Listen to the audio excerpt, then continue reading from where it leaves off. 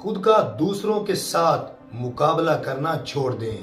سورج ہو یا چاند ہو، اپنے اپنے وقت پر چمکتے ہیں۔ رشتوں کو سنبھالتے سنبھالتے تھکاوٹیں سی ہونے لگتی ہیں، روز کوئی نہ کوئی ناراض ہو جاتا ہے۔ عجیب طرح سے گزر ہو رہی ہے زندگی، سوچا کچھ ہوا اور کچھ ملا کیا۔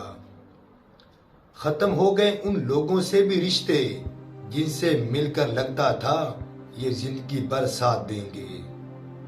نہ جانے کون سی سازشوں کا ہم شکار ہو گئے کہ جتنے صاف دل تھے اتنے ہی داغدار ہو گئے۔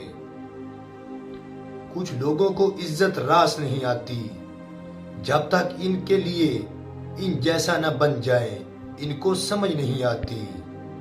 بے نسلے لوگوں کی سب سے بڑی نشانی یہ ہوتی ہے کہ تم جتنی عزت دو گے وہ اتنی ہی تکلیف دیں گے۔ جھوٹی شان کے پرندے ہی زیادہ پڑپڑاتے ہیں، خاندانی بازوں کی اڑان میں کبھی آواز نہیں آتی۔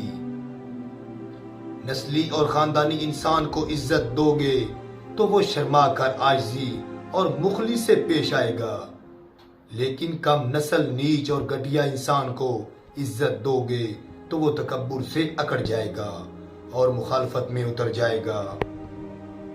جو آپ کی برائی کرتے ہیں انہیں کرنے دیں، کیونکہ برائی وہی کرتے ہیں جو برابری نہیں کر سکتے۔